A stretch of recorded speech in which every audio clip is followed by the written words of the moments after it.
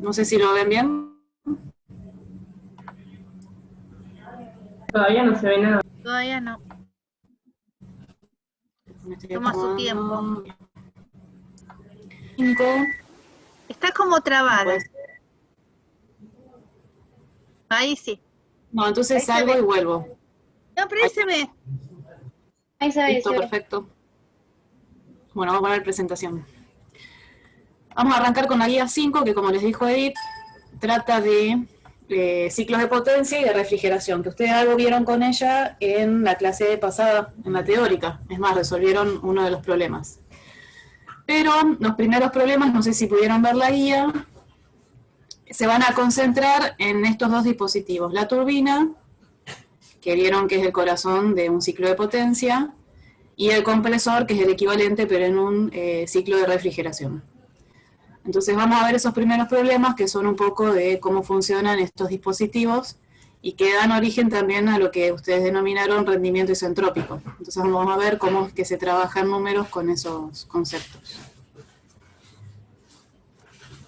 El primer problema nos plantea que vapor de agua a 1 megapascal y 600 grados Celsius entra a una turbina diabática reversible a muy baja velocidad y sale a 150 kilopascales y 200 metros por segundo. Nos pide que calculemos el trabajo obtenido de este proceso y que expresemos la variación de energía potencial. Entonces, bueno, en este caso estamos trabajando solamente con una turbina, ¿sí? No estamos analizando un ciclo entero, sino solamente este dispositivo.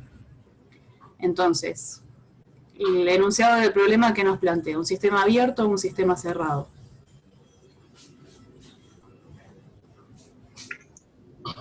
Cerrado. ¿Otra opinión? Está abierto, hay volumen de control, ¿o no? Claro, un sistema abierto, tengo un flujo másico, ¿sí? Está entrando un determinado caudal de vapor de agua, va a sufrir algún tipo de proceso y sale. ¿Sí? Entonces, mi volumen de control va a ser la turbina y yo voy a tener un flujo másico de vapor que entra y que sale en distintas condiciones. Entonces, lo que vamos a tener que hacer es plantear dos balances para un sistema abierto. Pero antes ordenamos un poco los datos y tratamos de ver cómo va a ser el proceso de esta turbina, que es lo que nos plantea el enunciado. Tenemos las condiciones de entrada, de presión y temperatura, y lo que nos dice es que la velocidad de entrada es muy baja. No tenemos un valor determinado, simplemente dice que es baja. Y para la salida tenemos la presión, no conocemos la temperatura de salida, y sí sabemos a qué velocidad sale el vapor de agua. Siempre que trabajamos con sistemas abiertos, nosotros vamos a considerar estado estacionario. En este caso nos dicen que esta turbina opera en forma adiabática, es decir, que no voy a tener un flujo de calor con el entorno. Y también nos dice que esta turbina es reversible, es decir, es una turbina ideal. Cuando se combinan estas dos palabras en un proceso adiabático y reversible, lo que nos está diciendo es que el proceso es isoentrópico, o sea, entropía constante. ¿Se acuerdan que nosotros vimos en la clase pasada los balances de entropía, tanto para sistemas abiertos como para sistemas cerrados? Y en general tienen tres términos. Entropía generada, el delta S del sistema y el del entorno. Entonces, en este caso, el del entorno estaba asociado a los flujos de calor. Como la turbina es adiabática, no voy a tener un término de entropía del entorno, un cambio de entropía del entorno porque no hubo una transferencia de calor. Ese término se hace nulo. Como me dice que el proceso es reversible, la entropía generada tiene que ser igual a ¿cuánto? A cero. A cero. Eso es lo que hace que el proceso sea isoentrópico, ¿sí? Entropía intercambiada con el entorno, cero. Entropía generada, cero, por lo tanto el delta S del sistema va a ser cero. La entropía a la salida de la turbina va a ser igual que a la entrada. ¿Sí? Y lo otro que nos dice el enunciado es que expresemos la variación de energía potencial. Entonces ahora pasamos a plantear el balance. El de masa, el balance de continuidad, así como estamos trabajando con un estado estacionario, el caudal másico, como es una sola corriente, va a ser exactamente el mismo en la entrada, la salida y es un único valor. Y en el balance de energía podemos ir despreciando o tachando los términos que sean nulos. En este caso no vamos a tener un flujo de calor, porque dijimos que era diabática, y nos dice que despreciemos la variación de energía potencial. De la energía cinética en este caso no me puedo desprender porque me daban datos de velocidad. En realidad me daban un dato puntual a la salida y me decían que la velocidad de la entrada era muy baja. Entonces fíjense que esta resta, ¿sí?, que es la velocidad de salida al cuadrado menos la de entrada al cuadrado, yo puedo despreciar este término frente a este. Entonces en lugar de tener esta diferencia, que no tengo este valor como dato, solamente voy a trabajar con una velocidad de salida. Esto es una aproximación. Como me dicen que el valor es muy bajo, no conozco qué valor tiene, sé que puedo despreciarlo. O sea, un valor más grande elevado al cuadrado, o sea, un valor más grande aún, estoy restando uno muy pequeño. Es decir, que prácticamente lo puedo aproximar a este valor de velocidad de salida al cuadrado sobre 2.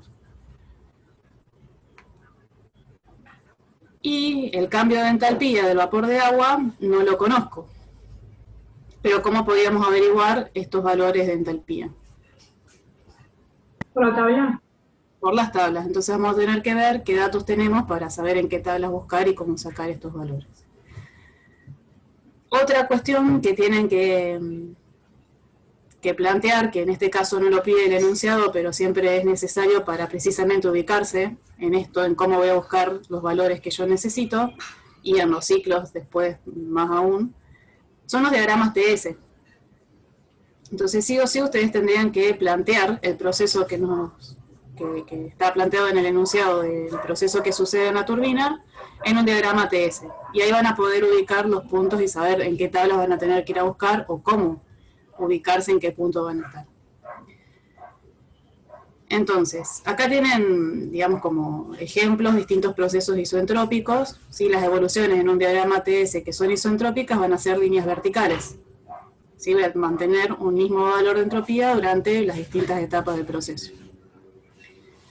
También podrían graficarlos en un diagrama que se llama de Molière, que es entalpía en función de entropía, que nosotros no lo usamos en esta materia, pero después sí lo van a usar en operaciones. Que bueno, sería un poco más directo para sacar los valores, porque uno en un proceso isoentrópico directamente leería de este gráfico la entalpía, que es lo que necesitamos para los balances. ¿Sí? Pero bueno, nosotros en la materia vamos a trabajar con este. Este está, lo tienen en la guía también de tablas, pero no lo usamos, digamos, está como simplemente informativo. Entonces, tomemos, digamos, este punto, hagan de cuenta que este no está, y esta sea la entrada de la turbina. ¿Sí? ¿Cómo me doy cuenta? Porque yo digo que va a ser en vapor sobrecalentado. ¿Qué datos tengo en el enunciado como para intuir que puede ser esa la situación?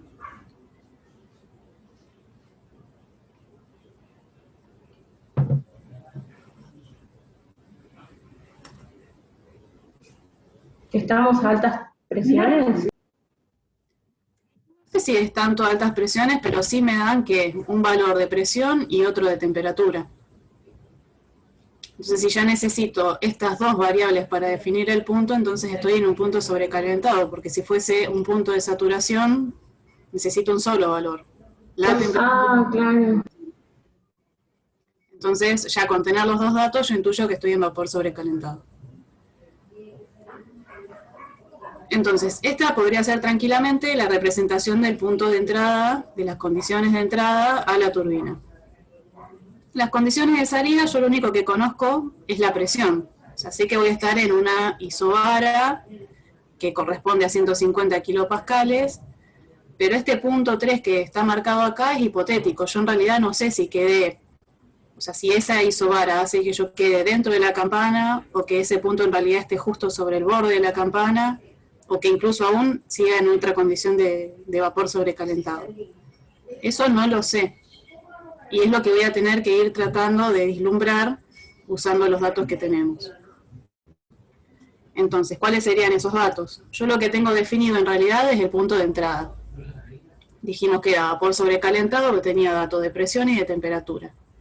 Entonces, si ustedes van a la tabla de vapor sobrecalentado, ya podrían conocer la entalpía de ese vapor y la entropía.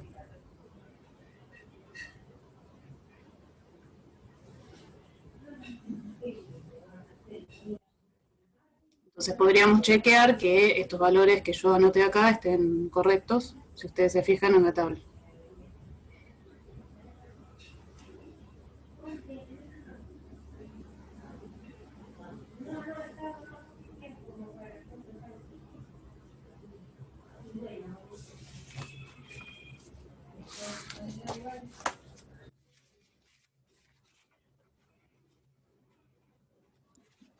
Sí, yo encontré los mismos valores. Sí, sí. Perfecto. Bueno, entonces, del punto 2, o del estado 2 de este vapor, solo conozco la presión, y en realidad tengo otro dato más, que sería la entropía de ese punto. ¿Por qué?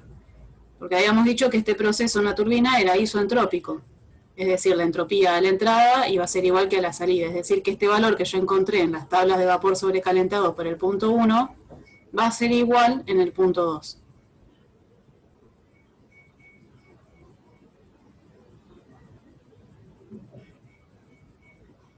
¿Estamos bien? Sí. Bueno, entonces ahora ya tengo un dato más, o sea, tengo dos datos que me pueden definir en qué condición estoy, pero todavía no sé cómo buscar cuál es esa condición, si estoy en el borde de la campana, si estoy en vapor sobrecalentado, si estoy en un vapor con título. ¿Cómo se les ocurre a ustedes que podrían hacer para averiguarlo? Con las tablas también. O sea, si También. vamos a... Ah, claro, porque no sabes en qué lugar estás igual. Esta es la situación que tenemos ahora. Sabemos las condiciones de entrada, vapor sobrecalentado. Y la final no sabemos bien si estoy acá, si estoy justo en el borde, si estoy acá adentro. Yo lo único que sé es que va a tener la misma entropía, que conozco ahora ese valor, y sé que la presión va a ser de 1,5 bares.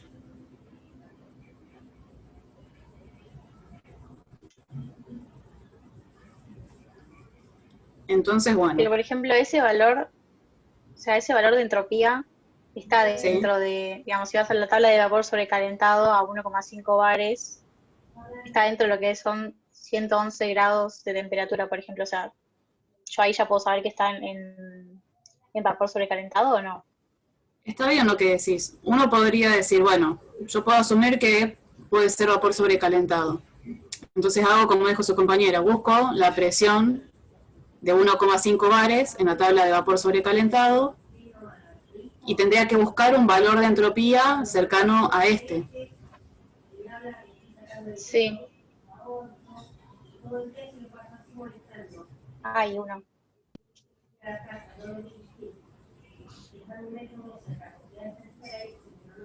Sí, el más cercano creo que es 8,09, porque si no el otro es 7,9.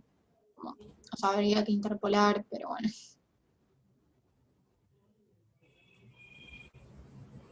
$8,09. Bueno, entonces ahí es donde nos genera la duda. Como no tenemos, digamos, las tablas son segmentadas, ¿sí? Sobre todo las de vapor saturado. Tenemos saltos de temperatura, no tenemos una función continua para poder tener el valor justo.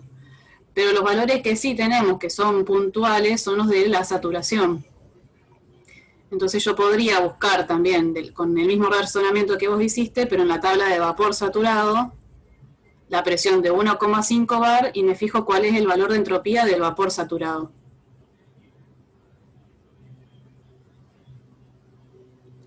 $7,22. Me da 22. O sea, 22,33. a 1,5 bares. Sí, a 1,5 bares entrando por la tabla de presiones. Perfecto, entonces 7,2233. Para que lo quería anotar, pero tengo que salir de ahí. 7,2233 kilojoule por kilo. Ese sería el valor que tendría, digamos, en el borde de la campana. Pero fíjense que el valor nuestro es mayor. Entonces, ¿en qué condición estaría? Vapor sobresaturado. Sobrecalentado. Sobrecalentado. Entonces ahí es válido lo que dijo su compañera. O sea, la manera de encontrar la definición de este punto es ir a la tabla de vapor sobrecalentado a 1,5 bar y voy a buscar un valor cercano a esto, o sea, tendría que buscar el mismo valor.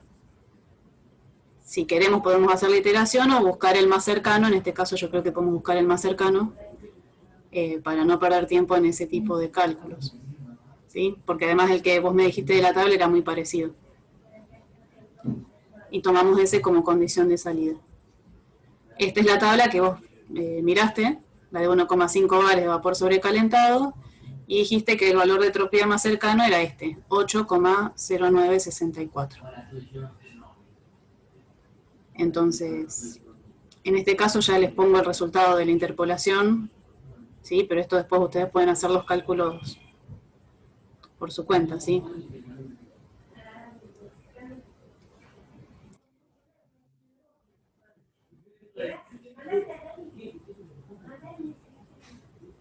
¿Quedó claro entonces cómo haríamos? Sí. Perfecto.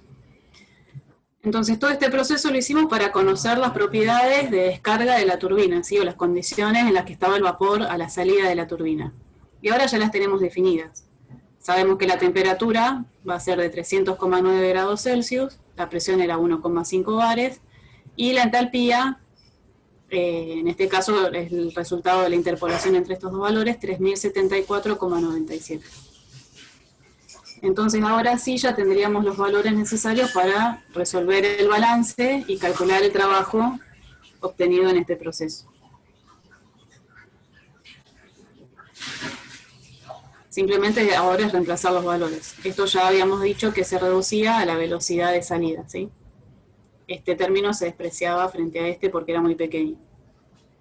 Acuérdense simplemente cuando resuelvan numéricamente el tema de las unidades. Ustedes las entalpías en las tablas las tienen en kilojoule por kilo, y cuando hacen este término, está en joule.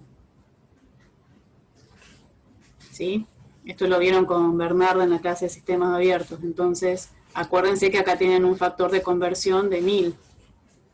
Este término lo van a tener que dividir por 1000 para poder restarlo acá en la ecuación del balance. Si no, les va a dar un resultado muy diferente.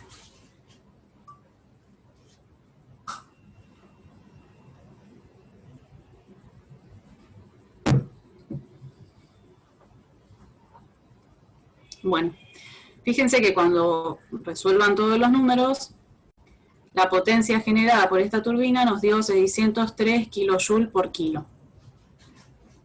Ahora, si comparan estos valores acá de entalpía, fíjense que más o menos hay una diferencia de 630 y pico, ¿no? 20 y pico, o menos. Que es más o menos lo que nos da, es decir que en realidad la potencia generada por la turbina no está tan asociada al cambio de energía cinética, sino al cambio de entalpía que se produce en el vapor.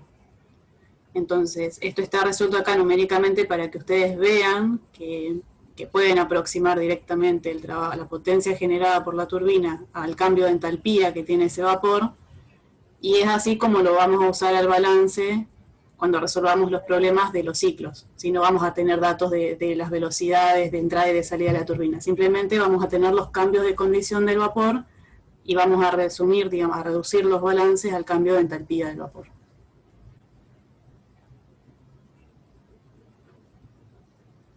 Bueno, ¿hasta acá alguna duda?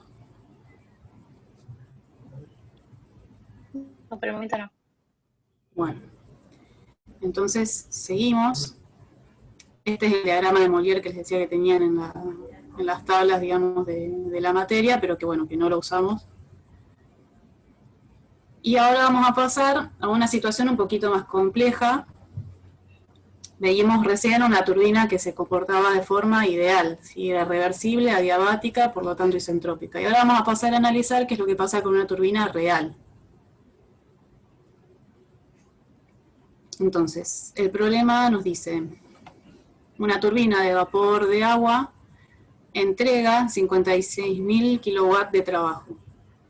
Esta sería lo que, digamos, lo que tuvimos que calcular en el trabajo, en el ejercicio anterior. En este caso nos lo dan de datos. Ya sabemos cuál es el trabajo que me genera esa turbina.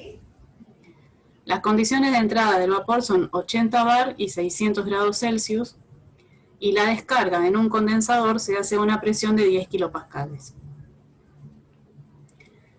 Si la eficiencia isoentrópica de la turbina es 0,9, determina el estado del vapor en el punto de descarga y el caudal másico de vapor que fluye a través de la misma.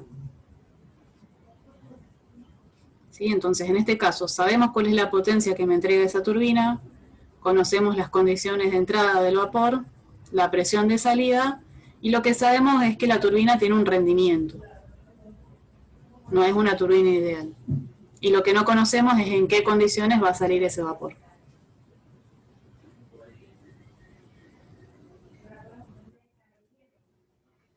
Bueno, de nuevo ustedes deberían hacer el esquema, ordenan los datos que tienen, las consideraciones que hay que hacer. Recuerden que siempre trabajamos en estado estacionario.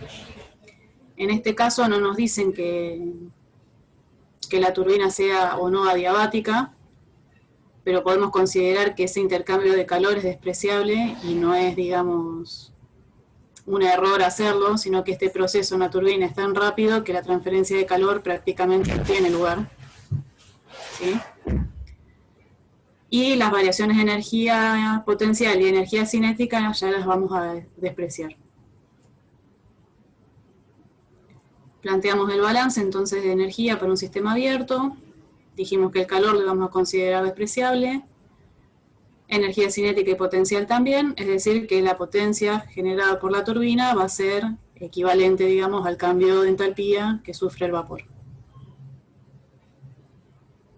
En este caso, en el enunciado, digamos, del problema, esta potencia es un dato. ¿Sí? Pero nosotros lo que no conocemos es el caudal másico de vapor que circula, y en este caso tampoco conoceríamos la entalpía de salida, ¿sí? Solamente tendríamos datos como para encontrar la de entrada, y lo otro tenemos que ir viendo cómo calcularlo.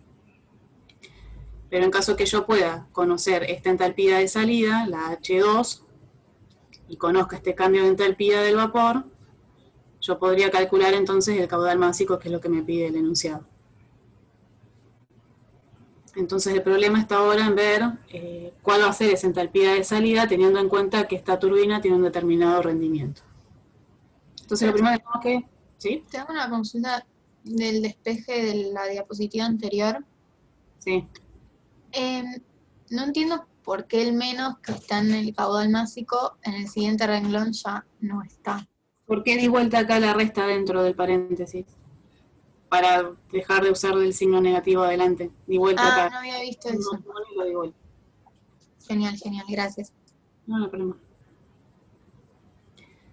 Entonces, ¿se acuerdan que ustedes definieron el rendimiento isentrópico para una turbina como el trabajo real que me genera esa turbina respecto al máximo que sería el de una turbina ideal, como la que vimos en el ejercicio anterior, donde el proceso es isoentrópico? Por eso es que el nombre lleva esa palabra, precisamente, rendimiento isentrópico. Siempre el proceso isoentrópico, ya sea una turbina o un compresor, va a ser la referencia, ¿sí? Va a ser el proceso ideal. Entonces, tenemos en este caso la entrada a la turbina, un punto 1 cualquiera que yo ubico en el diagrama, y en este caso puse el diagrama de Mollier, el de entalpía-entropía, simplemente para que sea más fácil ver cómo serían los valores, ¿sí? Relacionar estos dos valores, el del proceso isentrópico y el del proceso real, que después lo van a ver igual en los números. Entonces, en el caso de que la turbina fuera como el ejercicio anterior, que era una turbina ideal, isoentrópica, yo sé que la salida va a estar a un valor de entropía igual a la presión que me dijeron que tenía la salida.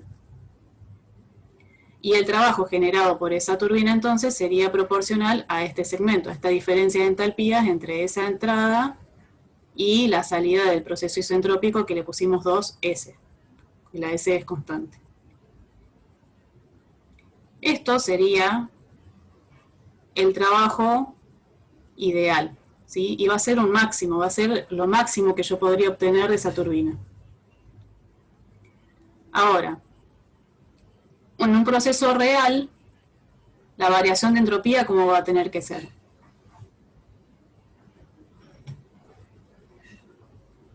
La generada, dijimos que para que sea un proceso real tenía que ser mayor que 0. ¿Sí? Tenía que tener un valor positivo. Como dijimos que no tiene lugar la transferencia de calor, por la rapidez con la que se produce, digamos, el proceso en una turbina, de nuevo, si la entropía generada va a ser mayor que 0, porque es un proceso real, y no tengo un intercambio de calor, es decir, la del entorno no influye, entonces la diferencia de entropía del proceso, del sistema, de este vapor de agua, va a tener que ser positiva. Entonces yo sé que en un proceso real voy a tener que ir a entropías crecientes. ¿Sí? El punto de salida va a estar ubicado hacia la derecha respecto a lo que era el proceso isentrópico. De nuevo, hasta que me corte la isobara, dato de la presión de salida del enunciado, ¿sí? Entonces, el trabajo real de la turbina va a ser proporcional a este segmento, ¿sí? A esta diferencia de entalpía entre la entrada, que es el mismo punto, y la salida, que ahora va a ser a una entropía mayor. Fíjense que este segmento, ¿cómo es respecto a este?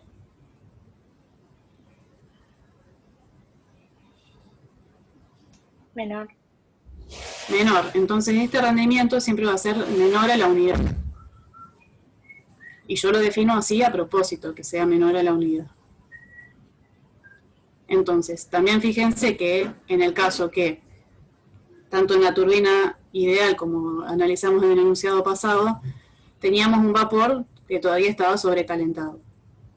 Cuando la turbina sea real, ese vapor a la salida va a ser en una condición de sobrecalentamiento mayor que el proceso real, lo cual es lógico, porque ustedes piensen que precisamente la potencia que le genera la turbina es a costas de la energía que tenía ese vapor. ¿Sí? Ustedes le están sacando la mayor cantidad de la entalpía que tenía la entrada.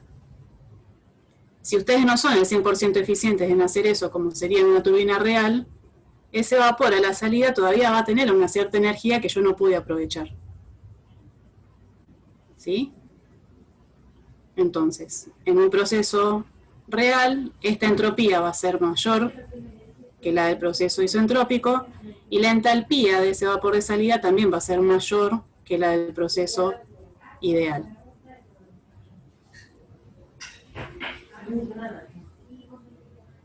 Pero bueno, ahora, ¿cómo hacemos entonces después de toda esta charla para encontrar los valores que queremos?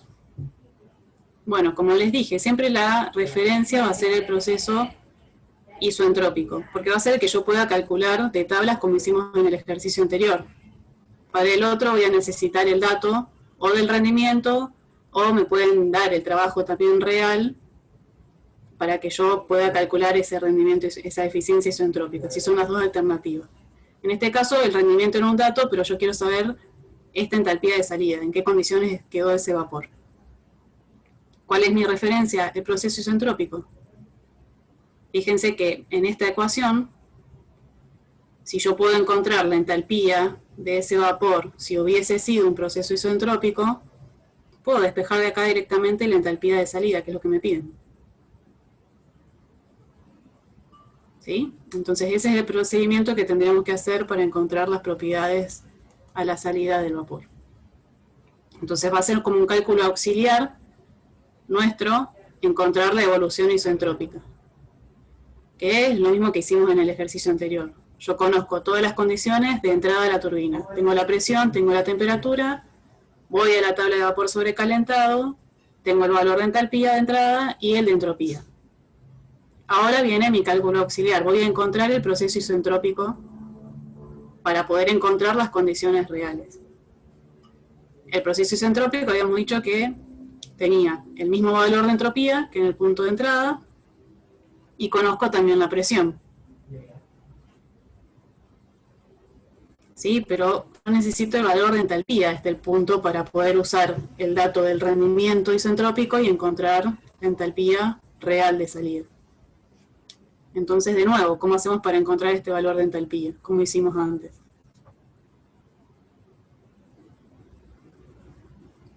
Vamos a la tabla de líquido vapor saturado, nos fijamos, bueno, qué entalpía tiene a 0,1 bar, y vemos si es mayor o menor para saber si está dentro de la campana o afuera. Exacto. Entonces tendrían que ir a la tabla de vapor saturado, buscan esta presión, se fijan cuál es la entropía del vapor saturado y la comparamos con este valor de 7,02.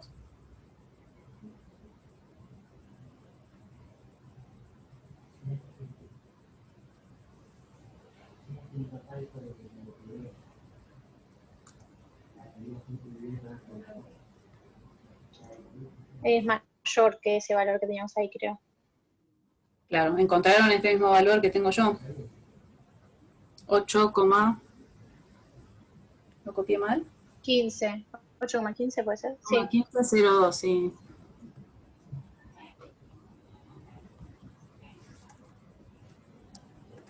Le cambié de lugar la... Bueno, ¿qué pasa en este caso?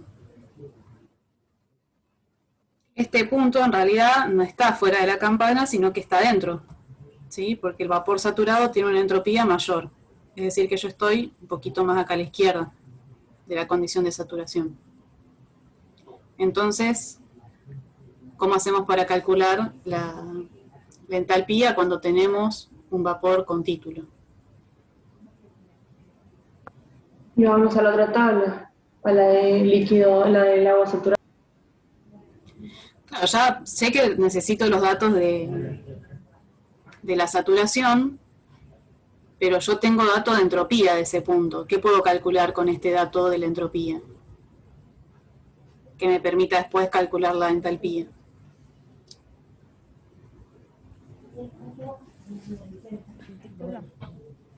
El título, ¿sí? Yo voy a necesitar calcular el título para con eso calcular la entalpía con los datos, sí, de saturación, del líquido saturado y del vapor saturado.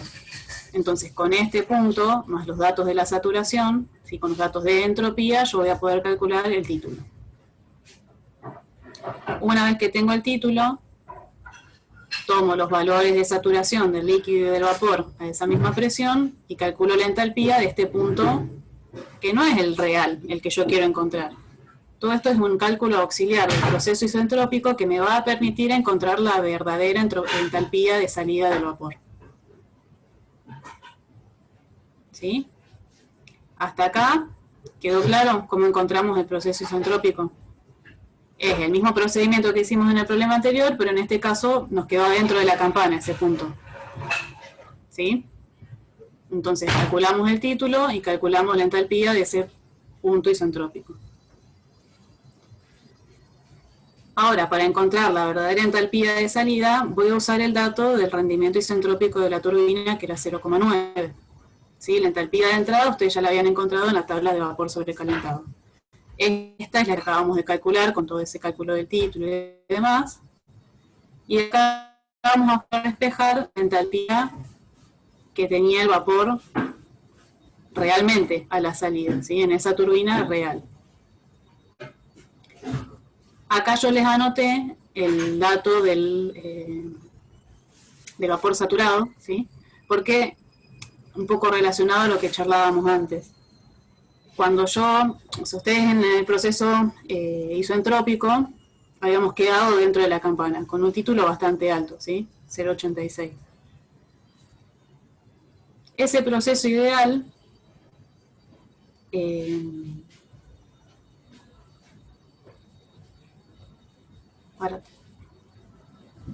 acá. Ese proceso ideal, la entalpía, digamos, que tendría el vapor en esa turbina si se comportase de manera ideal, es menor que la que tengo en el punto de salida real. ¿Sí? Entonces, eso es lo que les decía hoy, que es como que le queda un poquito todavía de energía a ese vapor que yo no pude aprovechar en ese proceso. Por eso no tengo un rendimiento del 100%, o igual a 1. Entonces, mientras menor sea este valor que me dan acá como dato, más desperdicio, digamos, de la energía del vapor. Que acuérdense que ahora estamos viendo la turbina como una cosa separada del resto, pero cuando nosotros estamos en un ciclo como lo que vieron con Edith, esa energía del vapor no vino del vapor por sí misma. Yo tuve que poner un montón de energía también en forma de combustible para evaporar el vapor y llevarlo a esa condición de sobrecalentamiento para después no aprovecharlo en la turbina. ¿sí? Entonces siempre las eficiencias estas tienen que ser lo más altas posibles.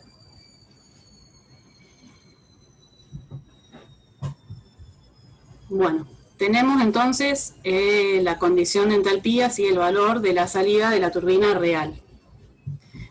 Lo que nos pide el problema, además de encontrar el caudal másico, es que definamos cuáles eran las condiciones de este vapor.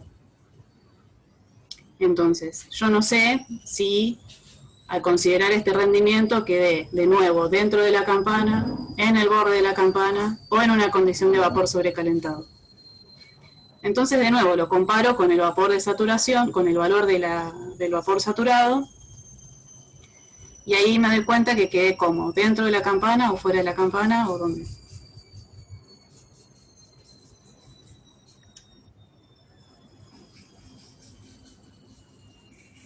¿Dentro? Quedé de nuevo dentro de la campana, o sea, va a ser de nuevo un vapor con título, pero el título no va a ser el que calculé antes, va a ser uno diferente. Porque me corrí, digamos, yo estaba en el punto isentrópico, me corrí hacia la derecha, hacia un valor de entropía mayor. Es decir, que el título debería darnos como mayor o menor que el anterior. Mayor. Mayor. ¿Cómo lo vamos a calcular? Bueno, ya vamos respondiendo a lo que nos preguntan. Entonces tenemos un vapor con título, vamos a tener que informar ese título. De nuevo, con las condiciones de saturación, y en este caso con la entalpía real de ese punto, puedo calcular el título que tenía ese vapor. ¿Sí? Y me da 0,91, que es mayor al que habíamos calculado con el proceso isentrópico. También podrían calcular, una vez que conocen el título, la entropía de ese punto, y van a verificar que es mayor a la del proceso isentrópico, que era 7,02, si no mal recuerdo. Todo esto es lo que ustedes deberían informarse. Ustedes le piden que en el enunciado, digamos, las propiedades del punto de descarga, o de la descarga o a la salida de la turbina, de las distintas maneras que se pueden decir. No es solamente decir, bueno, si sale como vapor sobrecalentado, saturado, son las condiciones que me permitan definir ese punto. Si es dentro de la campana, me van a tener que informar el título y todas las propiedades en ese punto. Si es en una condición de vapor sobrecalentado, bueno, me van a tener que dar la temperatura o lo que sea que falte de ese punto.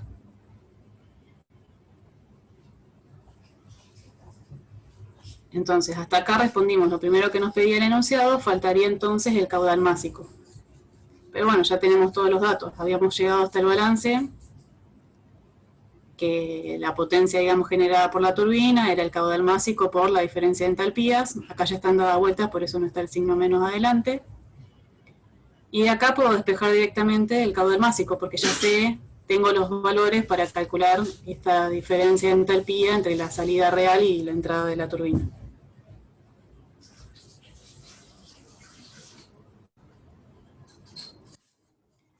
Esto que sigue acá abajo es simplemente para que ustedes se orienten en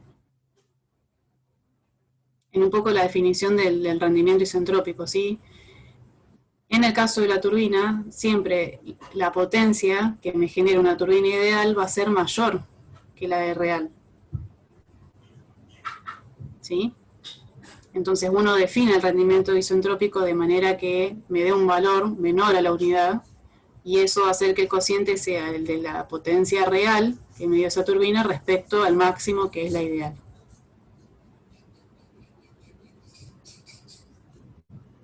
Numéricamente ustedes ahora lo podrían calcular, ¿sí? Si ustedes les preguntaran, bueno, ¿cuál sería la potencia generada por esta turbina con el mismo vapor, digamos, de entrada, pero si funcionara de manera isentrópica, ideal? Bueno, como es un cálculo auxiliar que nosotros necesitábamos, ya tienen todos los datos para poder resolverlo y pueden comparar cómo cambia ese valor cuando la turbina precisamente no tiene un rendimiento del 100%. Sí, acá ven numéricamente que ese trabajo que obtengo, esa potencia, es menor que la del proceso ideal. Es importante, por eso también se los recalco, porque suelen equivocarse en la definición del rendimiento isentrópico, ¿sí? Siempre piensen que está definido para que sea menor a la unidad.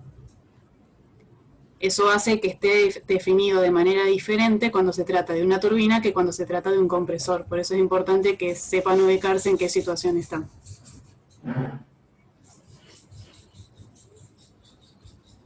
Bueno, ¿hasta acá alguna duda?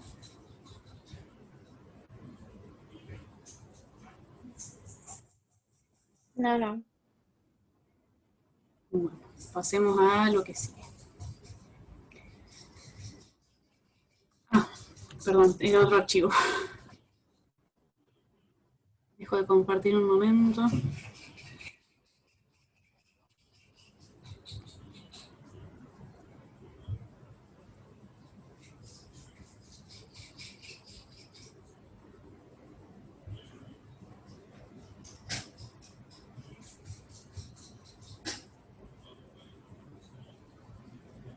Vamos.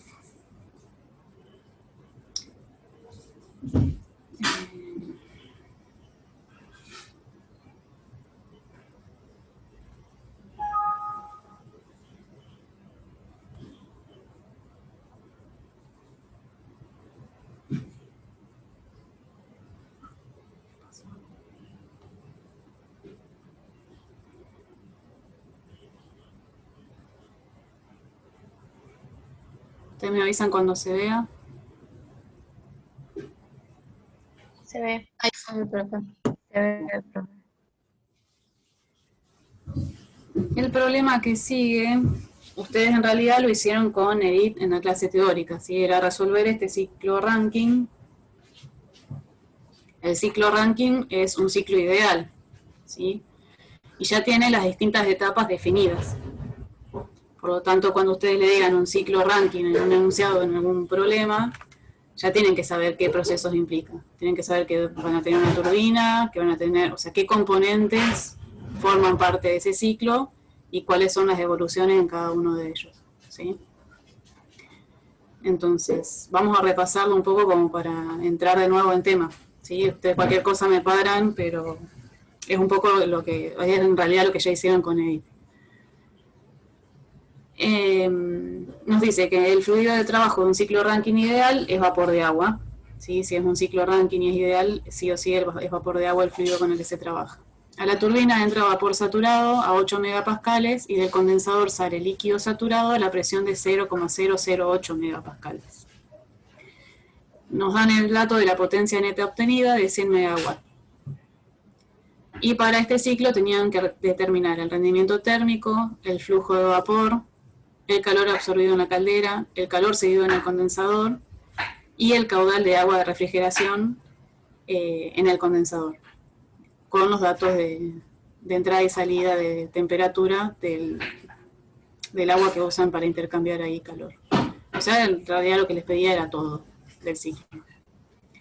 Entonces, cuando ustedes le dicen un ciclo ranking, un ciclo de potencia, saben que tienen todos estos componentes, ¿sí? ¿Qué es lo que tienen? Un evaporador, que es donde ustedes van a tener que poner, digamos, que dar energía. Esto va a venir de la combustión de determinados combustibles, van a calentar el vapor del agua hasta que sea vapor sobrecalentado. Ese vapor sobrecalentado va a entrar a una turbina. Esta turbina va a ser la que me genera un determinado trabajo, una potencia. Va a salir ese vapor agotado al máximo o no, dependiendo cómo funcione esta turbina. En este caso, como es ideal, va a ser el máximo posible. Lo voy a condensar y después lo voy a bombear hasta la presión de trabajo del evaporador, ¿sí? Entonces, cuando les hablaba de potencia neta, les explicó que la neta, ¿cuál va a ser?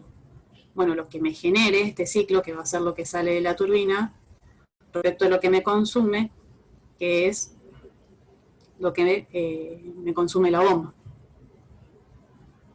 ¿sí? Estos serían los pasos que les conviene a ustedes hacer como para ordenarse. Uno establece una numeración arbitraria, no importa dónde empiecen a poner 1 o 2, pero sí poder ponerle un número a cada etapa del proceso.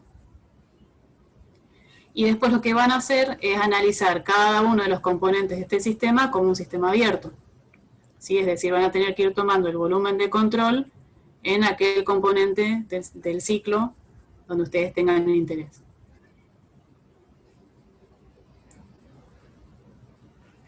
Van a tener que hacer un diagrama TS, donde ubiquen las condiciones de entrada y salida de cada uno de esos procesos.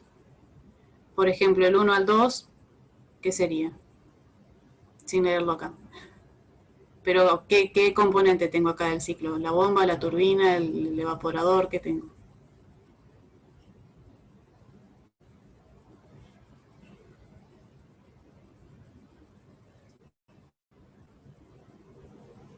Evaporador. Ah, no, porque va para el otro lado. La evolución sería así. En el 2 tenés el condensador y en el 1 la turbina, ¿puede ser? Claro, acá sería la turbina, ¿sí? Estoy aprovechando la energía de este Bien. vapor, que en este caso entraba como vapor saturado, y mediante un proceso isoentrópico, Y ahí tenés el condensador. acá empezaría el Pero que proceso hace de que condensación claro, hasta líquido saturado, o sea, hasta que condensó todo.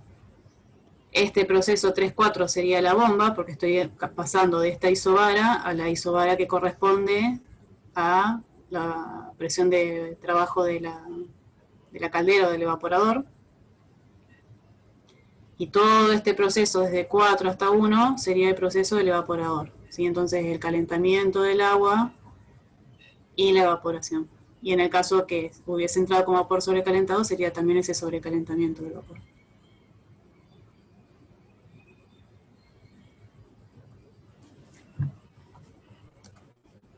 Bueno, por esto les decía lo importante de poner alguna numeración que a ustedes los oriente para poder ir definiendo y buscando en tablas los datos que necesitan para cada punto que les va a permitir calcular los cambios de estado, ¿sí? Asociados a cada proceso, en la turbina, en el condensador, en la bomba, donde esté el interés de lo que les piden en el problema. Entonces acá es como que se va combinando lo que acabamos de ver, de cómo resolver el caso de las turbinas, ya sean isoentrópicas o reales, ¿sí? Acá el punto de entrada, digamos, son las condiciones que nos dan en el enunciado. En general siempre se define este punto, las condiciones de entrada de la turbina. Las de salida es la que puede variar, dependiendo si el proceso es isoentrópico, que sería este caso, ¿sí? Este segundo renglón, o que sea una turbina real con algún determinado rendimiento y lo tengamos que calcular como hicimos en el ejercicio anterior. ¿Sí? Como que vamos combinando todos los datos que terminan después formando parte de lo que son los ciclos. Siempre van a tener algún dato de cómo sale también el vapor del condensador. En general va a salir como líquido saturado. El dato va a ser la presión a la que está trabajando ese condensador para que ustedes puedan encontrar los datos. Y el punto 4, esto lo resolvieron con EDIT, se acuerdan que tienen que hacer el balance de energía en la bomba y eso es lo que les permite encontrar este valor de entalpía. Acuérdense que eso es útil porque no siempre van a tener los valores que ustedes necesiten en las tablas de líquidos subenfriados, por eso les enseñó a calcularlo.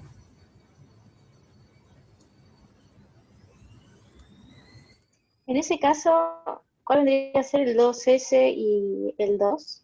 El 2S sería lo que les plantea realmente el enunciado, ¿sí? Porque era un ciclo ranking ideal, o sea, correspondía a este diagrama, este punto no existiría, sería 1, 2S, 3, 4, la evolución que ustedes tendrían, ¿sí? Esto otro lo agregué yo porque ustedes tranquilamente podrían encontrarse con un problema que les plantee resolver un ciclo donde la turbina tenga un determinado rendimiento, por ejemplo el del enunciado anterior. ¿Sí? Claro, Entonces, claro. en este caso, para esa turbina real que vimos en el ejercicio anterior, esta sería el dato real de la descarga a la salida de esa turbina.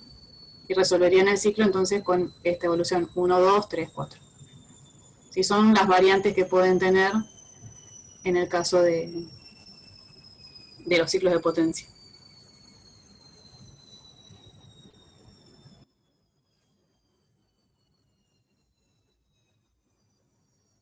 Bueno, todo esto lo voy a pasar porque es lo que ya resolvieron con Edith, así podemos seguir con los problemas, ¿sí? Esto es lo que resolvieron en la clase teórica con ella la semana pasada.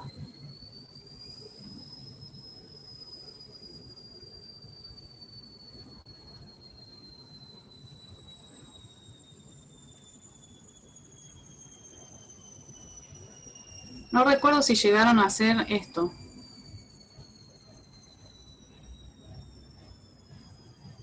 Sí, eso hicimos. Ah, perfecto. Todo completo. Buenísimo. Bueno. Entonces tenemos que pasar al ejercicio 5.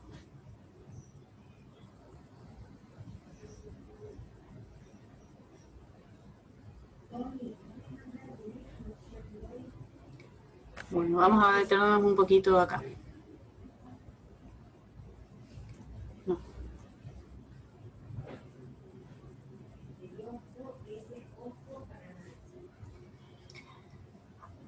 Vamos a pasar a los ejercicios que siguen, que ya son de ciclos de refrigeración. ¿Sí? Entonces vamos a hacer como un... No sé si quieren hacer 5 minutos para cortar del tema anterior, así no se les genera confusión, o ya seguimos.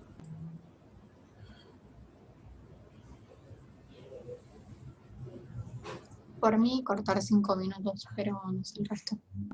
Sí, para mí también. Sí, Bueno. por mí también.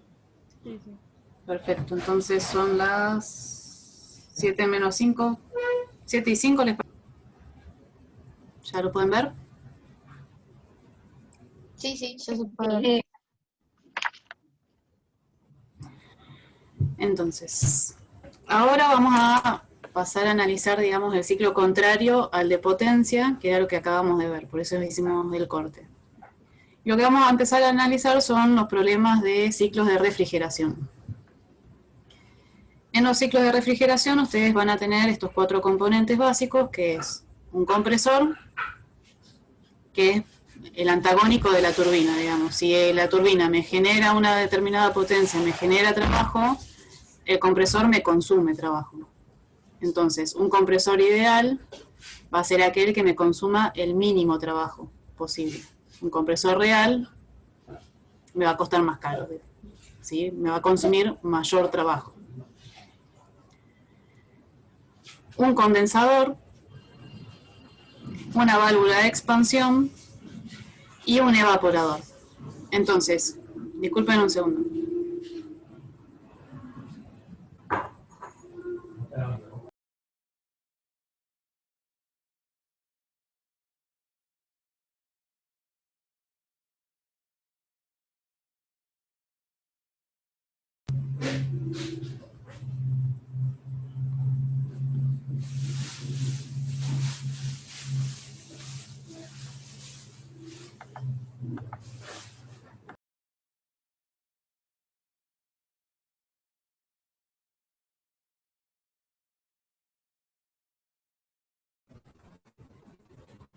A ver que no me deja compartir de nuevo.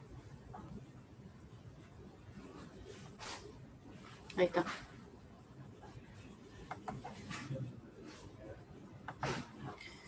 Entonces, ¿cuál es el objetivo de un ciclo de refrigeración? Bueno, pensemos en el ejemplo más sencillo que tenemos, que es la heladera de cada uno de ustedes en su casa. ¿Cuál es el objetivo? Mantener el interior de la heladera a una temperatura menor que la temperatura ambiente. ¿Sí? Eso me va a requerir un determinado trabajo, que es lo que ustedes, digamos, consumen de electricidad por tener la heladera enchufada. Entonces, para que nos ubiquemos, el evaporador, ¿sí? El uso del nombre evaporador es precisamente porque el fluido con el que trabaja mi heladera va a evaporarse. Para evaporarse va a tomar calor del entorno. Entonces, ¿dónde estaría ubicado el evaporador en el caso de la heladera de ustedes? En la parte de atrás. Sería la parte, digamos, interior. Hay un circuito interno, ¿sí? Y el fluido de trabajo va a tomar calor del interior de la heladera para poder evaporarse. Al hacer eso, lo que hace es que la temperatura en el interior de la heladera disminuya, por eso está más frío adentro y ustedes pueden conservar ahí los alimentos. ¿Sí? Entonces por ahí suena antagónico, porque en realidad el evaporador sería desde el punto de vista de la heladera donde está frío. Pero precisamente está frío porque es donde el fluido de trabajo toma calor para poder evaporarse. Luego de evaporarse, pasa por el compresor. ¿Sí? ¿Por qué es todo esto? Porque va a tener que después condensarse a la temperatura ambiente. Por eso yo voy a necesitar un compresor que cambie la presión. ¿Sí? Y eso sí es lo que ustedes ven detrás de la heladera. Para condensarse va a tener que liberar calor. Por eso, cuando ustedes ponen la mano detrás de la heladera, el aire está más caliente. ¿Sí? Y luego pasa por una válvula de expansión. ¿Por qué? Porque voy a tener que volver a bajar la presión. Y así se completa el ciclo. Entonces, de la misma manera, nosotros vamos a tener que representar todas estas evoluciones, todas estas transformaciones en un diagrama temperatura-entropía. De nuevo van a poner numeraciones simplemente para ubicarse y vamos a empezar por acá. En el 1 yo dije que era la entrada al compresor. En un ciclo por compresión ideal, este proceso en el compresor va a ser precisamente ideal, por lo tanto isoentrópico. ¿Sí? Voy a subir a entropía constante hasta la presión del condensador. Luego, ¿qué dijimos que sucedía? Condensaba. Voy a condensar hasta que sale como líquido saturado. Y luego tenía que pasar por la válvula de expansión para volver a la presión de trabajo del evaporador. Y luego se evapora, que acá es donde yo estaría intercambiando calor, ¿sí? Con el interior de la heladera. Ahora, nosotros habíamos dicho que las líneas continuas las dejábamos para los procesos que considerábamos reversibles. ¿Y acá qué pasa entonces?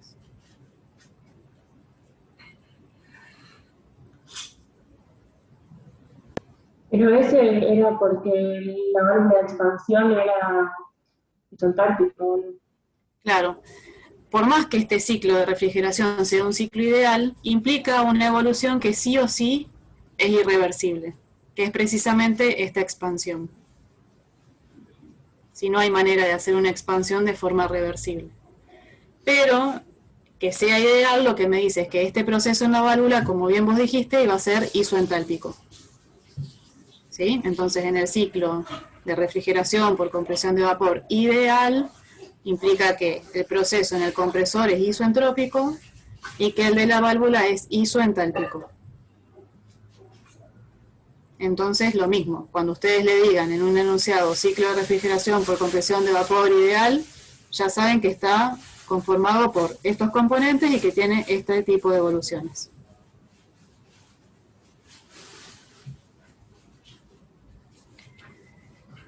Ahora, ¿cuáles serían las posibles, digamos, causas de alejamiento de este comportamiento ideal? O sea, ¿cómo sería un ciclo real? Bueno, lo primero que ustedes me tendrían que decir, o intuitivamente, es bueno, que el compresor no sea ideal. ¿Sí? Que este compresor también tenga un rendimiento isentrópico. Por lo tanto, ya la evolución no va a ser entropía constante, sino que va a ser entropía creciente. ¿Sí? Correría la salida hacia la derecha, que es esta evolución que tienen planteada acá. Pero en este diagrama también plantean otras diferencias, y no es lo único que consideraron que esta evolución en el compresor no sea isoentrópica. Fíjense que acá marcaron las temperaturas, ¿sí? En el caso del condensador sería la temperatura ambiente, y en el caso del evaporador sería la temperatura a la cual estaría el interior de la heladera, 5 grados, supongamos. ¿Sí?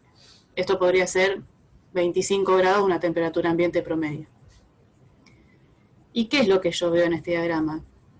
Que en realidad el fluido refrigerante está trabajando a una temperatura diferente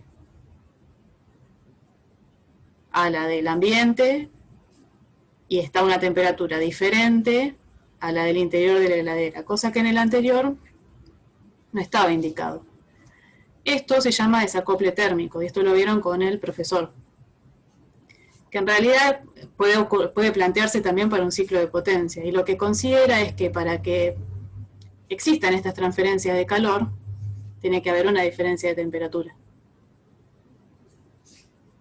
¿Sí? En los ciclos ideales uno no asume que hay un desacople de temperaturas, lo cual requeriría una superficie de intercambio infinita. ¿Sí?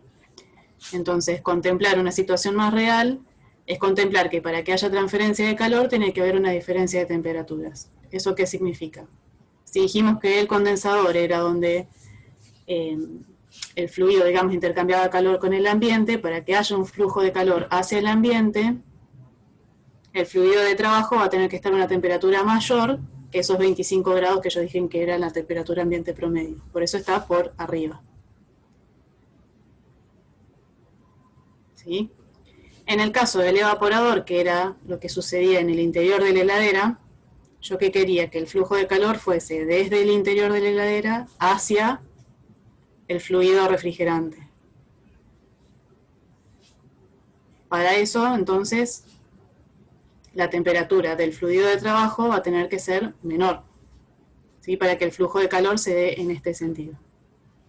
Eso es lo que se contempla en este diagrama. Y es lo que nos pide un poco que estudiemos el problema 6. Y vamos a ver cómo es que influyen esas cuestiones que son un paso más cercano a la realidad en la eficiencia que tengan después estos ciclos. Bueno, vayamos por partes. Problema 5 plantea, el refrigerante tetrafluoretano, o conocido como R134A, es el fluido de trabajo de un ciclo ideal de refrigeración por compresión de vapor que se comunica térmicamente con un foco frío a 20 grados Celsius y un foco caliente a 40. El vapor saturado entra al compresor a 20 grados Celsius y a la salida del condensador es líquido saturado a 40. Nos dan el dato del caudal de refrigerante y vamos a tener que calcular la potencia del compresor, el calor absorbido por el refrigerante en el evaporador, que es lo que se conoce como capacidad del refrigerante, el coeficiente de desempeño del ciclo y el correspondiente a un ciclo de Carnot. Entonces, acá nos dice también suposiciones, los procesos que realiza el refrigerante son reversibles, excepto la expansión en la válvula. Esto en realidad, estas suposiciones, están como una ayuda a memoria, pero cuando ustedes les dicen que trabaja en un ciclo ideal de refrigeración, ya saben que se dan estas condiciones. ¿Sí? Entonces, nos daba como dato las temperaturas del foco frío y del foco caliente, es decir, la temperatura ambiente y la temperatura a la cual yo quiero mantener refrigerado, no sé, lo que tenga que mantener a determinada temperatura. Y fíjense que las condiciones del vapor son iguales, es decir, que en este problema yo no estoy contemplando un desacople térmico. Por eso sigo diciendo que es un ciclo ideal. También no tengo dato de ningún rendimiento del compresor, es decir, que va a ser isoentrópico. O sea, es un ciclo ideal. El caso más simple que pueden tener, digamos, de refrigeración. Plantean los componentes, el diagrama de flujo y el diagrama TS con todas las evoluciones planteadas. ¿Qué es lo que sigue? Bueno, encontrar las propiedades del fluido de trabajo para cada una de las etapas del ciclo. Acuérdense que en los ciclos de refrigeración no trabajábamos con vapor de agua, porque no tenía sentido práctico, ¿sí? Imagínense que para que el agua se esté condensando o cambiando de fase a temperaturas tan bajas, las presiones con las cuales deberían trabajar hacen que sean no tengan sentido práctico. Por eso se busca otro tipo de fluidos, y en este caso tenemos el R134A, que son las tablas que ustedes tienen. Entonces, cuando tengan que resolver algún parcial o un ejercicio, lo que fuera, acuérdense, si es un ciclo de potencia, sí van a trabajar con vapor de agua, pero si es de refrigeración, no. Y siempre se les va a aclarar con qué fluido trabajan, ¿no? Pero no confundan las tablas, que eso también suele suceder. Entonces, el punto 1 dijimos que era la entrada al compresor, y en este caso, el enunciado dice que entra como vapor saturado a 20 grados Celsius. Este dato sale de tablas.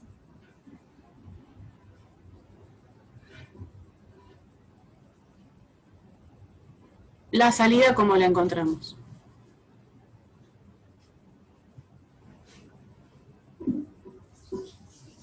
Bueno, la salida va a ser una condición en la cual la entropía permanezca constante, es decir, la entropía del punto 1 va a ser igual a la del punto 2, y va a ser a una presión, a la presión de trabajo del condensador. Así que en realidad yo lo que tengo es la temperatura. Me dicen a mí que del condensador, o sea, el punto 3, es líquido saturado a 40 grados Celsius. Pero como es una condición de saturación, yo puedo encontrar la isobara. O sea, voy a la tabla de líquido vapor del R134A, entro con 40 grados Celsius y busco la entalpía del líquido saturado, entonces ya tengo la entalpía en el punto 3, pero también me fijo cuál es la presión que le corresponde. Esa presión es la misma que en el punto 2.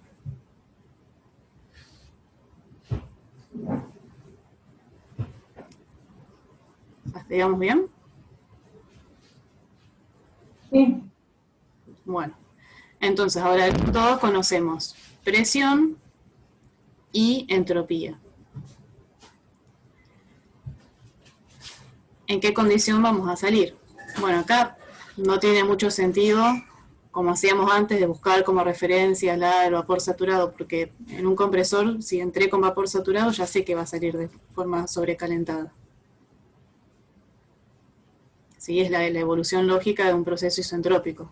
Y si fuese un compresor real, es decir, que fuese a entropías crecientes, va a salir más sobrecalentado. O sea, en este caso siempre el punto de salida va a ser una condición de vapor sobrecalentado.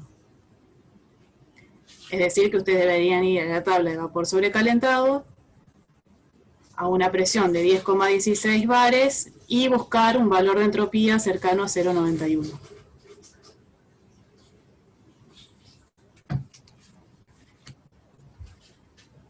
Busquen ese valor a ver si cuál es el cercano que encuentran.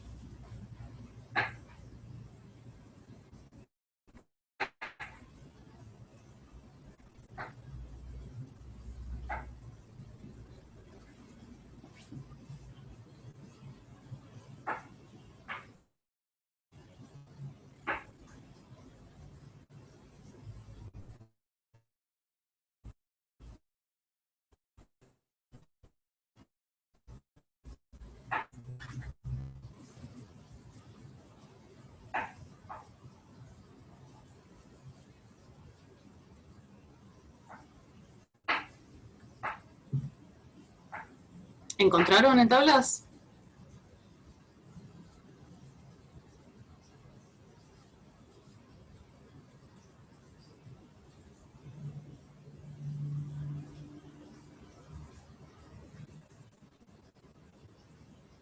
Acuérdense que tienen que buscar las tablas del refrigerante R134A.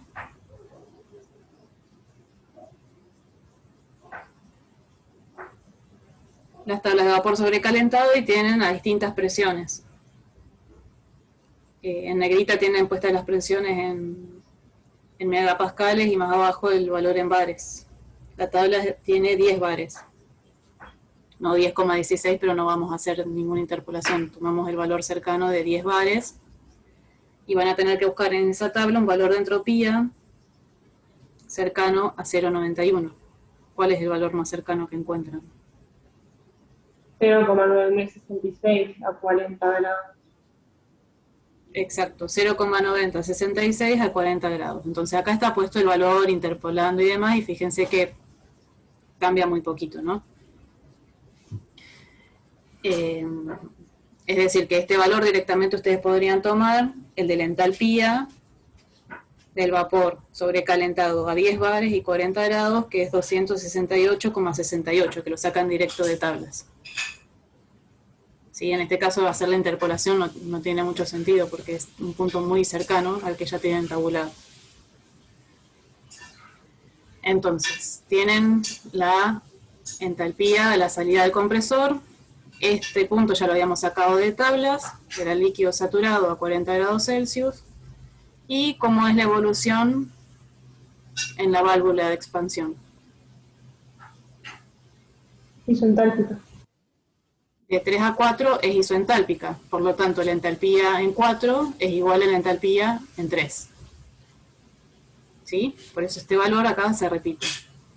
Este proceso, que es el de la válvula de expansión, es isoentálpico. Tiene la misma entalpía a la entrada y a la salida de la válvula. La temperatura era un dato.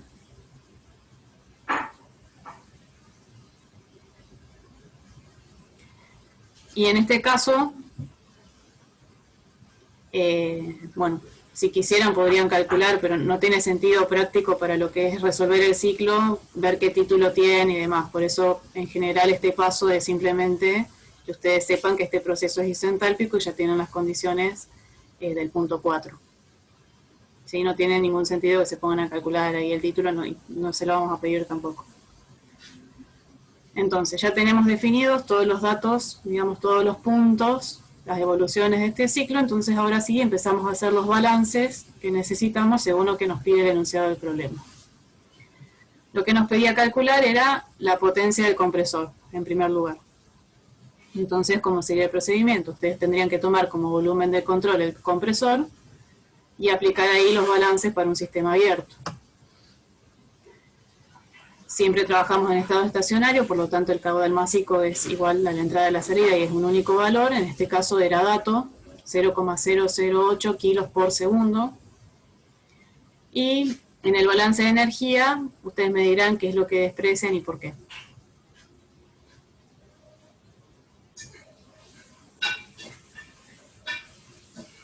Y si es solo trabajo de eje, podemos despreciar, bueno, nada, no sé. Porque claramente ahí despreciamos la energía cinética y la energía potencial. Seguramente porque no hay variación de altura y no hay velocidad. Despreciamos el cambio de energía cinética y potencial, solamente va a ser el cambio de entalpía de ese fluido, y como es un ciclo ideal, voy a considerar que el proceso en el compresor no tiene lugar la transferencia de calor. Sí, va a ser adiabático. Adiabático reversible y isoentrópico. Entonces el balance en el compresor se reduce a el cambio de entalpía del fluido refrigerante. Estos datos ya los tienen, o sea, simplemente ahora reemplazar los números.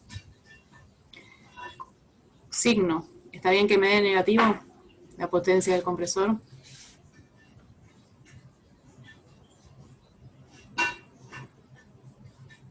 Sí, ¿Por qué? porque consume trabajo. Porque consume trabajo. Sí o sí esto tiene que ser negativo. Según nuestra convención. Negativo si me cuesta, positivo si me dan.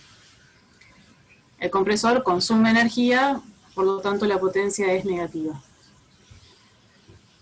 Nos piden también que calculemos el calor absorbido por el refrigerante en el evaporador, que es lo que se denomina capacidad del refrigerante. Acuérdense que el objetivo era precisamente mantener la heladera fría. Y eso, en el componente del ciclo que está en esa parte del interior, era el evaporador. Entonces el calor que me consuma, o sea, que me el calor, digamos, intercambiado en el evaporador va a ser el calor que quitó de la heladera, que es lo que permite que esté a una temperatura menor al ambiente. Por eso se lo denomina capacidad del refrigerante. Aplico el balance en el evaporador, no voy a tener trabajo obviamente, cambios de energía cinética y potencial tampoco, va a ser el cambio de entalpías entre los puntos 1 y 4. Vuelvo al esquemita para que se ubiquen, acá. Estoy calculando esta evolución, ¿sí? Que es donde me está quitando calor para mantener refrigerada la zona que a mí me interesa tener una temperatura menor. Tiene sentido que sea positivo porque en este caso, ¿quién es el que está recibiendo este flujo calórico? El sistema. Claro, el fluido refrigerante, ¿sí?, está recibiendo este calor, por eso se evapora. Nos pide después, bueno, ¿hasta acá alguna duda con estos balances? No. Bueno, Nos pide el coeficiente de desempeño del ciclo. El coeficiente de desempeño del ciclo, de un ciclo de refrigeración, está definido como lo que me cuesta, ¿sí?, y lo que yo quiero. Entonces, el objetivo de este ciclo dijimos que era mantener refrigerada una determinada zona, es decir, que mi objetivo era el calor que yo pude intercambiar en el evaporador. Lo que me costó es la potencia que me consumió el compresor.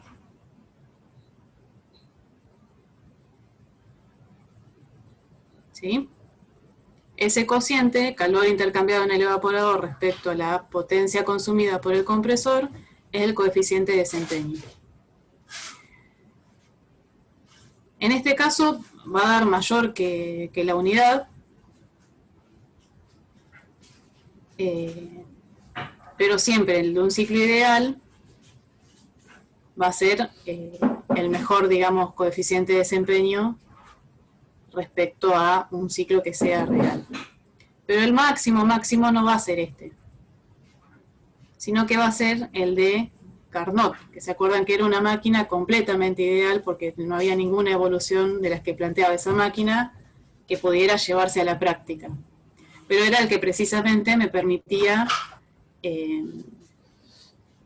establecer un máximo rendimiento porque era el único que contemplaba todas las etapas ideales.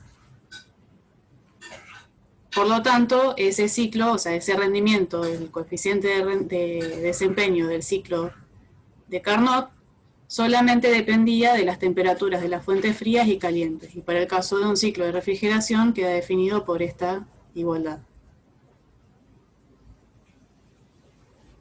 Sí, entonces, este valor, sentido práctico, no tiene, porque sé que nunca voy a llegar a este coeficiente de desempeño, ni siquiera con un ciclo de refrigeración ideal. Entonces, ¿cómo sería el coeficiente de desempeño? Cualitativamente les pregunto, de un ciclo de refrigeración real, de una heladera como la que ustedes tienen en su casa.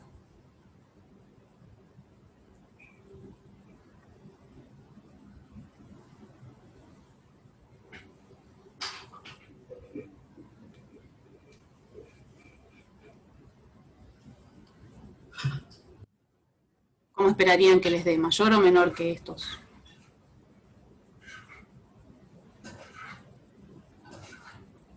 mayor o no.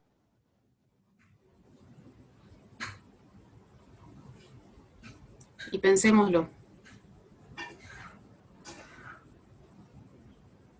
Si fuese un ciclo real, suponiendo que yo pude extraer la misma cantidad de calor en el... Uno real, yo pensé que uno como el de Carnot. No, de uno real. ¿Cómo se...? El real menor. Va a ser menor, ¿sí? ¿Por qué? Lo que le comentaba, si yo fuese capaz de extraer la misma cantidad de calor en uno ideal que en uno real, la potencia requerida por el compresor va a ser mayor en un ciclo real, es decir, que este cociente me va a dar menor. Entonces, el máximo es Carnot porque solamente son todos los procesos reversibles y solo depende de las temperaturas de la fuente fría y caliente, es decir, de la temperatura, digamos, dentro de la heladera, que es la que yo quiero mantener en en un determinado valor, y la del ambiente, que es donde estoy haciendo la otra transferencia de calor. Esas serían las fuentes frías y calientes. El ideal va a ser aquel que esté conformado por un compresor también ideal. Uno real me va a dar un coeficiente de desempeño menor aún que ese. ¿Sí? Eso es lo que nos pide que vayamos evaluando los problemas que siguen. Vamos a ir incorporando algún tipo de irreversibilidad para ver cómo afecta eso el coeficiente de desempeño. Entonces, en el problema 6 nos dice, se modifican los valores del problema 5 considerando diferencias de temperatura en el refrigerante y los focos caliente y frío. Esto es lo que les adelantaba antes, que era el desacople térmico. ¿Sí? Para que hubiese esas transferencias de calor que yo necesito, las temperaturas deberían ser diferentes. ¿Sí?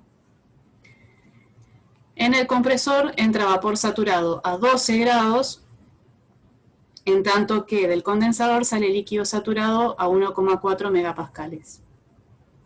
Calcular para este ciclo de refrigeración con compresión de vapor la potencia del compresor, la capacidad de refrigeración en toneladas de hielo y el coeficiente de desempeño. Bueno, vamos a ir por partes. ¿Se acuerdan? Respecto al enunciado anterior, teníamos las temperaturas, ¿sí?, de los focos en 20 y en 40 grados. Entonces ahora, al cambiar las condiciones de trabajo del fluido, lo que estoy considerando son estas diferencias de temperaturas, ese desacople térmico, para que exista realmente una transferencia de calor. Por lo tanto, la temperatura en el evaporador ahora es de 12 grados, ¿sí? Y la presión en el condensador es diferente, es una presión mayor. Entonces tendríamos que volver a recalcular todos los puntos que conforman este nuevo ciclo que nos plantea, ¿sí? Porque cambiaron las condiciones en las que está trabajando el fluido refrigerante. Pero las evoluciones por las que va a transitar van a ser las mismas, ¿sí? Este compresor va a seguir siendo ideal, la expansión en la válvula va a seguir siendo isoentálpica. Entonces, en el punto 1 vamos a tener vapor saturado a 12 grados Celsius. Esa es la condición de entrada que dice el enunciado. Este punto ya va a quedar definido con los datos de tabla para vapor saturado. La salida, de nuevo, yo conozco la presión de ese punto y nada más, excepto la entropía. Como es un proceso, es un compresor ideal, este proceso es isoentrópico. Es decir, la entropía en el punto 1 va a ser igual que en el punto 2. Entonces, con esta entropía y la presión, puedo ir a la tabla de vapor sobrecalentado de nuevo, buscar esta presión de 14 bares, esta entropía de 0,91 y busco el valor más cercano que encuentre en la tabla, ¿no? Y ahí voy a obtener la entalpía y la temperatura de ese punto. ¿Hasta ahí vamos bien? ¿Quieren chequear eso en la tabla si está bien?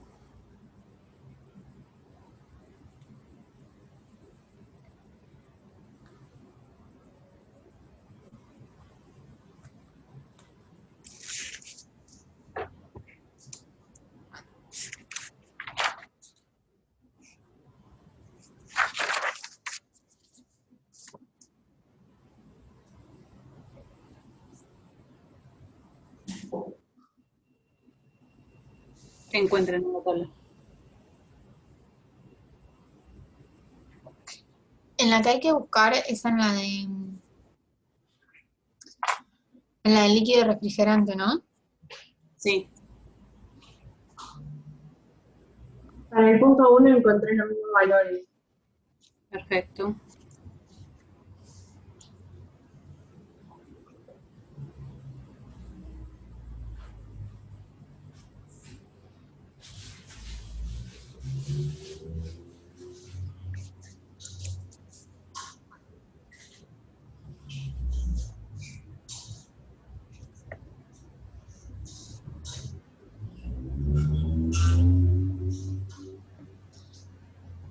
Para el punto 2 puede ser que no encontré los mismos valores.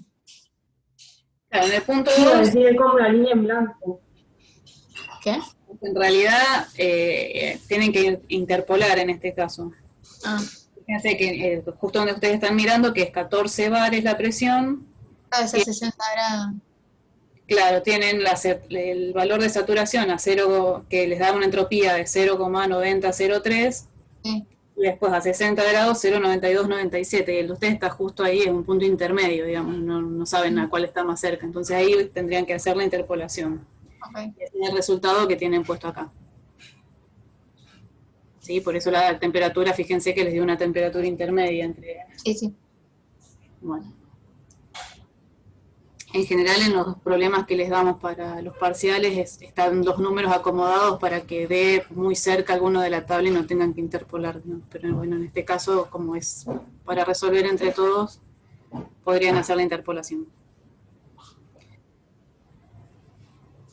Bueno, definido entonces el punto 2, el 3 siempre sale como líquido saturado a esta presión, así que este valor sale de tablas. Van a la tabla de líquido vapor con la presión de líquido saturado, tienen el valor de la entalpía del líquido saturado, que pasaba de 3 a 4.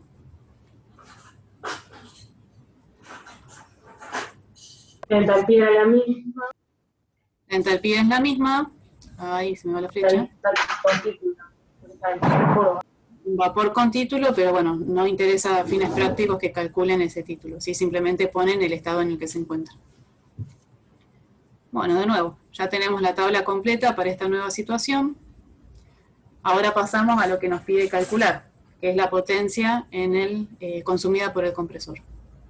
Entonces, de nuevo, plantean el balance, haciendo las mismas consideraciones, usando el mismo caudal que el enunciado anterior, y obtenemos la potencia consumida por este compresor, que en este caso va a ser diferente porque el fluido está trabajando en distintas condiciones respecto al enunciado anterior.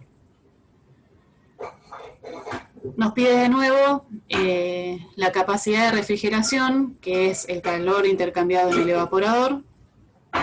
Simplemente nos pide que lo expresemos en una unidad que se utilizaba antes, que era las toneladas de hielo, que acá tienen el factor de conversión, que es básicamente el calor necesario para congelar una tonelada de hielo, ¿sí? A 0 grados Celsius. Es nada, un cambio de unidades, pero no tiene nada más de... ningún interés práctico, digamos, para el problema, simplemente para que conozcan esa unidad porque se la puede llegar a encontrar en algún libro. Nos quedamos con este dato, así que son las unidades compatibles que nosotros necesitamos para seguir. Por último nos pide el coeficiente de desempeño. Habíamos dicho que el coeficiente de desempeño era el calor, ¿sí?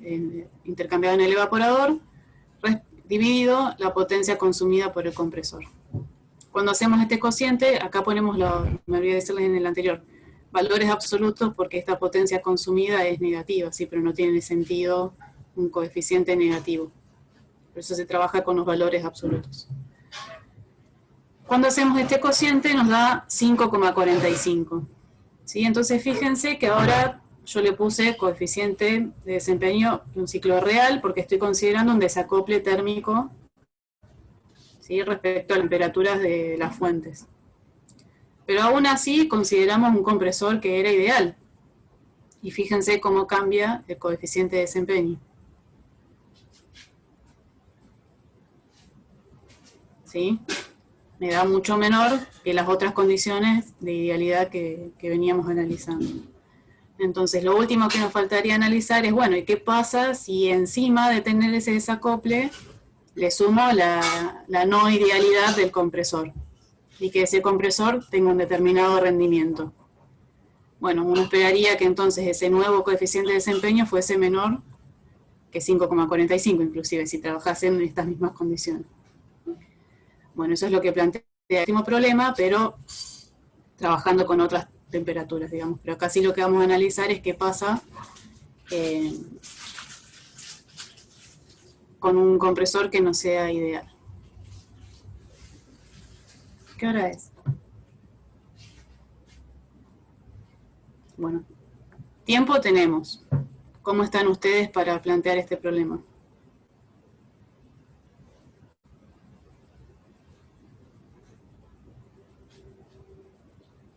Por mí, podemos seguir. Seguimos entonces.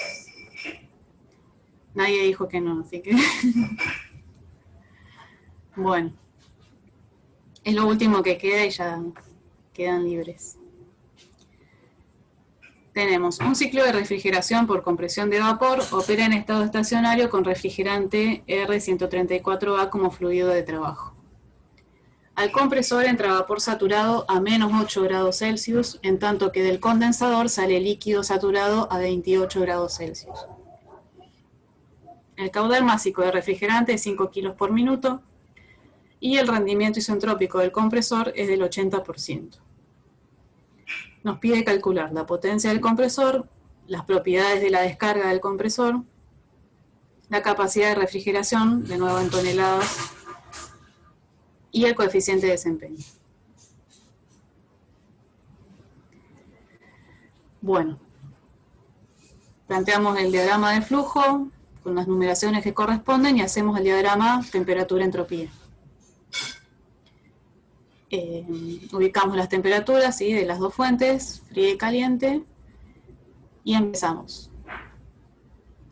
Entrada del compresor, vapor saturado a menos 8 grados Celsius. Bueno, estos valores ya pueden sacarlos de tabla para esa condición de saturación. ¿Cómo sería el proceso en este compresor? Bueno, es un compresor real, ¿sí?, tiene un determinado rendimiento. Por lo tanto, yo puedo trazar como referencia el proceso isentrópico, pero el proceso real va a ser este, a una entropía mayor. Y esta va a ser la evolución real, entonces, de este compresor. La lógica para encontrar las propiedades de descarga del compresor es lo mismo que analizamos con la turbina, ¿sí? Yo sí o sí voy a necesitar plantear la evolución ideal, que es la isentrópica, porque es la que me sirve como referencia para poder encontrar las propiedades de descarga reales. ¿Cómo vamos a hacer eso?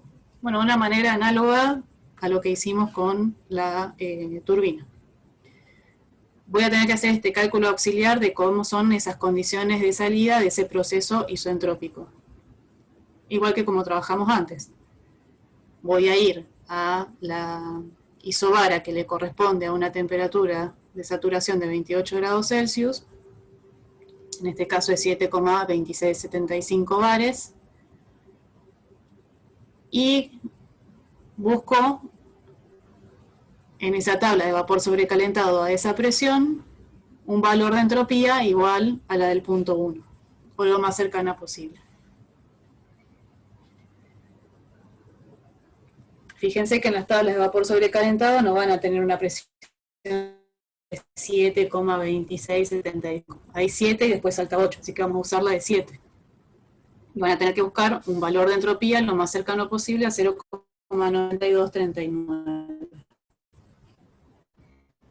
El más cercano sería 0,91, ¿no? 0,91. 0,91 no. Perfecto. Y la entalpía que le corresponde a ese punto que me dijiste es 265,37. Esas serían las condiciones si este compresor hubiese sido ideal. Este nos va a servir entonces, este valor, para calcular las propiedades o la entalpía real a la salida del condensador. ¿Cómo? Por medio del rendimiento acá, isentrópico. Nos había dicho que era del 80%. ¿Sí? El rendimiento isentrópico, ¿cómo va a estar definido para el caso de un compresor? En este caso va a ser el trabajo consumido, la potencia consumida por el compresor ideal respecto a la potencia consumida por el compresor real. Esta va a ser mayor, entonces definiéndolo de esta manera, sí o sí este cociente va a ser menor a la unidad.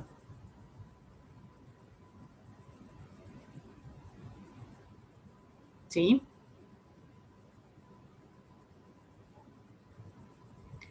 ¿Cuál es la potencia consumida por el compresor ideal?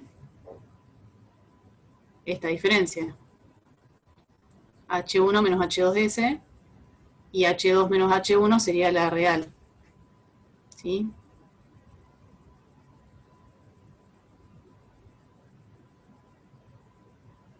Claro. Entonces, acá tienen como ese cálculo auxiliar. O sea, pueden plantearlo con el cociente de entalpías, como habíamos hecho con la turbina. Yo acá se los planteé así porque es otra alternativa y es también válida. Calculan primero la potencia consumida por el compresor reversible, porque el caudal másico lo tienen de datos, o sea que acá no pueden encontrar este valor, y después los despejan de acá la potencia real consumida por el compresor.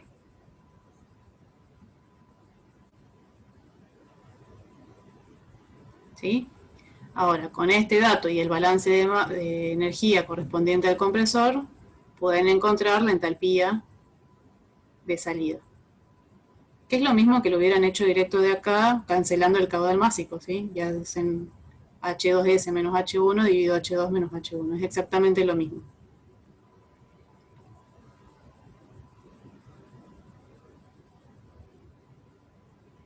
Una vez que encuentran esa entalpía, digamos, real de salida del compresor, hacen el mismo procedimiento. Tienen este valor, conocen la presión porque están sobre la misma isobara, o sea que van a ir de nuevo a la misma tabla de vapor sobrecalentado a 7 bares, y ahora van a entrar con este valor de entalpía, buscan el más cercano. Más o menos 40 grados. Más o menos 40 grados. El valor de 40 es 275 y piquito. Entonces acá yo interpolé para saber, digamos, la verdadera temperatura de ese vapor sobrecalentado. ¿Sí? Y lo mismo para la entropía. Van a interpolar o van a tomar el valor que corresponda a 40 grados, que era el valor más cercano que encontraron.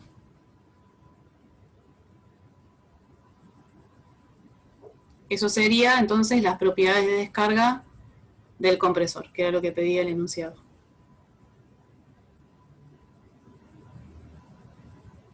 ¿Sí? Y ahora hay que seguir con las otras etapas del ciclo. Pero estas ya salen de tabla, ¿sí? En 3 es líquido saturado a 28 grados Celsius, así que eso sale directo de tablas. Y de nuevo este proceso es isoentálpico, así que esta entalpía es la misma que en el punto 4, y sé que voy a estar en una condición de vapor con título y nada más. No necesito poner nada más. Lo otro que nos pedía calcular era la capacidad de refrigeración, que era el calor intercambiado en el evaporador. Ahí yo les puse los datos con los que interpolé, pero son los mismos que encontraron ustedes. Y que la expresen en toneladas de hielo.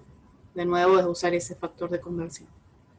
Nos quedamos con el valor en kilojoule por minuto, que es lo que nos sirve para calcular el coeficiente de desempeño, dividiendo ese calor en el evaporador por la potencia consumida por el compresor, la real, ¿sí? Y acá tenemos de nuevo el nuevo coeficiente de desempeño de este ciclo real. Este resultado de acá sería considerando que el compresor fuese ideal, para que ustedes comparen cómo cambia el coeficiente de desempeño del ciclo cuando introducen esa irreversibilidad en el compresor, o ese rendimiento diferente de uno.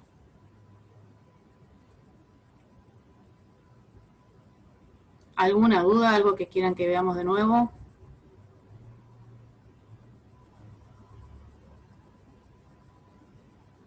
Yo tengo una duda, pero de un ejercicio de la clase pasada, que es de la serie 4. Es chiquitita igual la pregunta. No sé si la puedo hacer acá o por el campus la hago. Sí, o si no, tienen la clase de consulta, o sea, el viernes tienen clase con Fernanda, y el miércoles siguiente tenemos clase de consulta, como vos quieras. El resto, si quiere, se queda, o si no, ya puede, digamos, irse.